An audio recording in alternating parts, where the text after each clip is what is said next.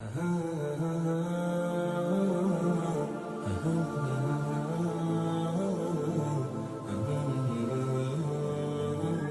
تبارک و تعالیٰ نے دنیاوی نعمتیں اور آسائشیں اپنے پیاروں کو بھی دیتا ہے اور اپنے دشمنوں کو بھی دیتا ہے، جب تک کہ دین اور ایمان کی نعمت فقط اسے عطا فرماتا ہے جو اسے پیارا ہوتا ہے۔ یعنی کہ دنیاوی نعمتیں تو اللہ تبارک و تعالیٰ اپنے پیارے بندوں کو بھی دیتا ہے اور اپنے دشمنوں کو بھی دے دیتا ہے، لیکن ایمان کی دولت جو ہے نعمت، یہ صرف اللہ تبارک و تعالیٰ اپنے پیارے بندوں کو عطا فرماتا ہے۔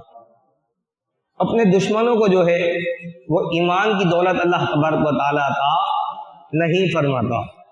تو ہمیں اس کی قدر کرنی چاہیے۔ انسان کو جس وقت جس نعمت کی قدر ہو وہ اس میں اضافے کی کوشش کرتا ہے۔ آپ دیکھیں اللہ تبارک و تعالیٰ نے اگر آپ کو دولت عطا فرمائی ہو، یہ ایک نعمت ہے، گھر عطا فرمایا یہ بھی نعمت ہے، مال عطا فرمایا، اچھا کاروبار عطا فرمایا، اچھی جاب عطا فرمائی، یہاں تک کہ کوئی بھی نعمت ہو، اللہ تبارک و تعالیٰ نے اولاد عطا فرمائی یہ بھی اللہ کی نعمت ہے۔ بے شمار نعمتیں ہیں، جس میں خیر ہے وہ اللہ تبارک و تعالیٰ کی نعمت ہے۔